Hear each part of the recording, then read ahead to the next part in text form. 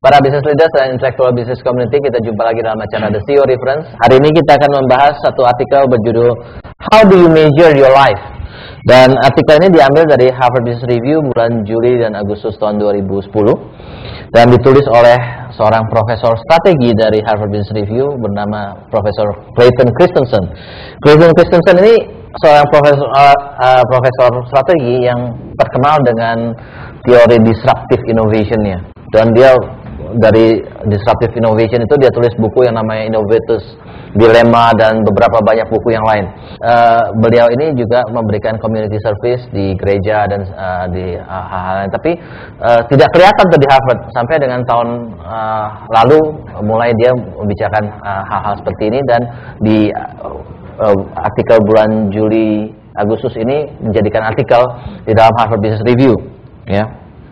Dan bersama kita adalah Profesor Firmansyah. Jadi yang satu Profesor Clayton Christensen, ini Profesor Firmansyah. Dan yang satu adalah dari Harvard Business School, ini dari Fakultas Ekonomi Universitas Indonesia. Sama bergengsinya, ya. Dan kita beri tepuk tangan kepada Prof Firmansyah. Pak Firmansyah ini menjadi profesor usia 33 tahun. Jadi profesor termuda di Indonesia dan menjadi dean pada usia 33 tahun juga, ya? 34? 32. 32 tahun, ya. Jadi pada saat saya umur 32, saya masih mengajar di program S2 dan beliau salah satu dari murid saya. Sekarang muridnya lebih depan daripada gurunya. Gurunya lebih pintar berarti. Nah, kalau kita lihat apa sih yang di share oleh Profesor Clayton Christensen di luar dari ilmu strateginya. Jadi pada akhir kelas strateginya dia selalu tanya kepada studennya sekarang. Sekarang dia mulai bertanya kepada studennya. Ada 3 pertanyaan kepada studennya dia tanya. Nomor pertama dia tanya, bagaimana Anda bisa yakin bahwa Anda akan bahagia di dalam karir Anda? Kedua, pertanyaan kedua, bagaimana Anda bisa yakin bahwa hubungan dengan keluarga Anda akan menjadi satu sumber kebahagiaan yang langgeng buat Anda? Pertanyaan ketiga, bagaimana Anda bisa yakin Anda nggak masuk penjara? Pertanyaan ketiga kelihatannya seperti bercanda, tapi dia serius. Dia bilang karena 2 dari my classmate di Rhodes, ya, waktu dia kuliah di Harvard Business School, itu masuk penjara karena skandal perusahaan, termasuk salah satunya di Enron. Ya. Nah, jadi dia bilang itu bukan suatu hal yang bercanda, karena bisa saja dalam perjalanan hidup Anda masuk penjara, dan itu suatu hal yang buat kebanyakan orang tidak mau lah. Nggak tahu kalau sebagian orang mau gitu ya. Kebanyakan orang apa yang dihindarkan. Nah, jadi dia tanya 3 pertanyaan tersebut, dan dia bilang sebenarnya apa yang kita pelajari di dalam manajemen dan strategi itu bisa diterapkan di dalam kehidupan pribadi kita, ya. Antara lain dia bilang bahwa kita selalu ngomong strategi untuk perusahaan. Pernahkah Anda membuat strategi untuk hidup Anda? Nah, kalau kita ngomong strategi untuk perusahaan, nomor 1 yang kita bicarakan adalah tujuannya mau kemana nih kita. Nah, buat pribadi kita pernahkah berpikir what is the purpose of our life? Kita punya tujuan hidup kita di mana? Karena sama seperti perusahaan, kalau tidak punya objektif yang jelas, maka nggak efektif perusahaannya. Demikian pula kehidupan pribadi, kalau tidak ada tujuan hidup, maka hidupnya jadi terombang-ambing, katanya Christensen. Dan saya amini. Kemudian yang kedua adalah mengalokasikan resources. Kalau kita lihat dalam ilmu manajemen, kita harus mengalokasikan resources supaya tujuan perusahaan tercapai.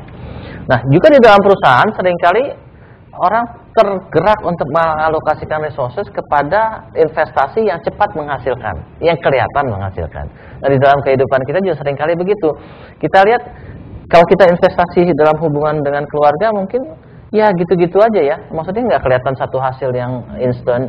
Tetapi kalau kita investasikan tenaga di dalam karir, kelihatan uang kita bertambah banyak, karir kita cepat bertambah, sehingga banyak orang yang kemudian overinvestasi di dalam karir, kurang berinvestasi baik waktu, talenta maupun energi untuk kehidupan keluarga. Padahal kalau ditanya sebenarnya apa sih kebahagiaan buat Anda? Kebahagiaan Anda, saya keluarga katanya.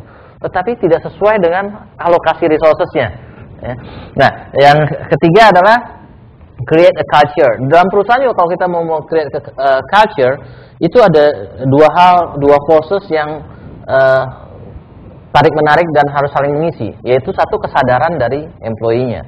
Kedua, kalau nggak ada kesadaran employee-nya harus ada power untuk rule. Ya. Kalau employee-nya nggak nurut, ya harus power yang main. Ya.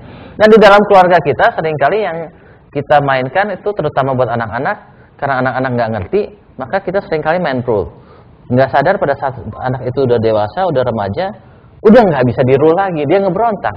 Tapi kita sudah terbiasa, culture-nya itu kita merule mereka, ya, sehingga akhirnya kita bingung bagaimana kita mengatur anak-anak kita. Ya.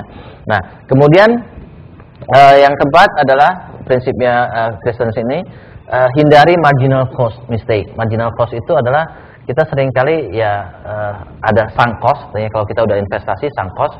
Kalau kita mau jual barang ya kita tinggal hitung marginal cost-nya aja seberapa. Nah, seringkali kita juga di dalam hal ini kita lihat kalau kita punya satu hal-hal yang rutin, ya, yang sudah kita komit, misalnya makan malam dengan keluarga gitu ya. Terus ada important meeting. Udahlah sekali ini aja lah, nggak usah makan sama keluarga, ataupun udahlah sekali ini aja lah, nggak usah ke gereja atau nggak usah ke masjid, ya. Sekali lagi ini kalau penting. Seringkali kita tergoda untuk ya udahlah sekali ini aja. Tetapi kalau udah ada sekali, udah akan ada kedua kali. Ya saya seperti itu. Jadi katanya lebih gampang untuk keep 100% komitmen dibandingkan 98% komitmen. Ya, udah ada yang sekali, biasanya ada yang kedua kali, ada yang ketiga kali. Jadi udah batasannya udah lost dah. Ya, jadi dalam hal ini begitu udah lost, maka ya udah akhirnya yang regular tersebut makin lama makin tergerus. Ya. Nah kemudian yang berikutnya ingat pentingnya kerendahan hati. Ya, dengan kerendahan hati maka katanya orang yang rendah hati akan ditinggikan oleh orang lain. Katanya Christensen juga seperti itu rupanya. Kemudian Christensen juga bilang choose the right yardstick. Dia bilang kehidupan dia tuh sedemikian successful, dia nggak malu-malu dia bilang successful ya. Dia dibayar mahal oleh perusahaan dan segala macam ya. Dan kontribusinya untuk kesuksesan perusahaan itu luar biasa ya. Tapi pada saat dia kena kanker, dia punya chance untuk hidupnya tinggal beberapa bulan lagi ataupun tinggal setahun, dia mulai berpikir apa sih sebenarnya artinya itu semua buat saya ya. Nah jadi ternyata yang berarti buat dia adalah tentunya keluarganya dan bagaimana dia berkontribusi untuk mengembangkan orang lain. Nah sehingga kembali seringkali mungkin orang terbelok sana pada sini, kemudian pada akhirnya pada saat dihadapkan pada final time-nya mulai berpikir iya ya, saya udah muter-muter kemana-mana yang nggak sesuai dengan apa yang sebenarnya yang saya harusnya yang saya lakukan. Ya sticknya apa, pengukurannya apa. Nah itulah sharing dari Brayden Christensen, dan kita punya profesor muda di sini, tidak setua Christensen, tetapi beliau ini punya peranan yang penting karena beliau ini Dean of Fakultas Ekonomi Universitas Indonesia, dan kita tahu konteksnya sama. Satu profesor di Harvard Business School ngajarin ini kepada mahasiswa MBA Harvard Business School. Beliau adalah dean yang punya influence untuk menentukan apa aja nih pelajaran yang harus dipelajari oleh mahasiswa FEUI. Ya, silabusnya seperti apa? Apa tujuan mahasiswa FEUI ini sekolah di sini? Saya mau bentuk jadi apa? Itu kan adalah privilege-nya sedin kan. Nah karena itu kita undang di sini untuk kita lihat view-nya beliau ini seperti apa. Oke, Pak Firmansyah, first, what is your comment about the article written by Christensen ini? Iya, pertama perlu kita kaitkan sebenarnya hubungan antara inovasi dan kehidupan. Jadi sebenarnya ini dua hal yang tidak bisa dipisahkan.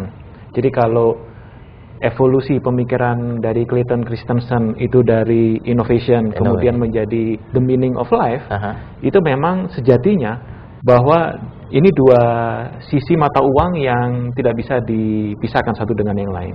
Artinya kalau kita bicara kehidupan, embedded di sana ada inovasi. Ya. Dan dalam inovasi menunjang kehidupan. Artinya kalau kita lihat proses kehidupan sosial, kehidupan biologis, selalu dalam setiap fase dan tahapannya ada proses inovasi. Kalau tidak, kehidupan akan berhenti. Dan begitu juga inovasi membutuhkan kehidupan, interaksi dinamis, orang dengan orang memunculkan persoalan baru yang nantinya ini memberikan energi dan problem solving baru, muncullah inovasi. Jadi memang dua hal yang tidak bisa dipisahkan. Tunggu. Ini kehidupan dan inovasi.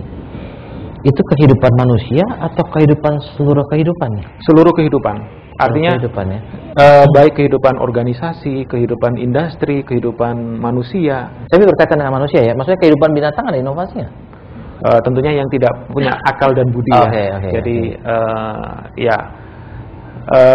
selalu ada bahwa progres, perbaikan, persoalan sekarang ini jangan-jangan merupakan solusi di masa lalu. Jadi dan untuk menghadapi persoalan sekarang kita butuh pendekatan baru dan mau tidak mau kita harus melakukan inovasi untuk bisa hidup. Baik. Untuk dalam konteks manusia lah ya. Dalam konteks manusia yang menemukan atau yang menjalankan inovasi ya. Kemudian kalau kita lihat juga beberapa waktu yang lalu saya diundang oleh MIT juga. Bayangan saya MIT sebuah institusi yang sangat hard science. Iya. Kemudian kita diundang di Sloan Business School dan cukup surprise. Ternyata saya tidak tahu di wilayah Cambridge di Boston itu sedang apa terjadi. Mereka, tapi ini suatu hal yang sangat menarik. Iya. Kalau kita lagi cerita seru-seru kita cut, nanti nggak seru.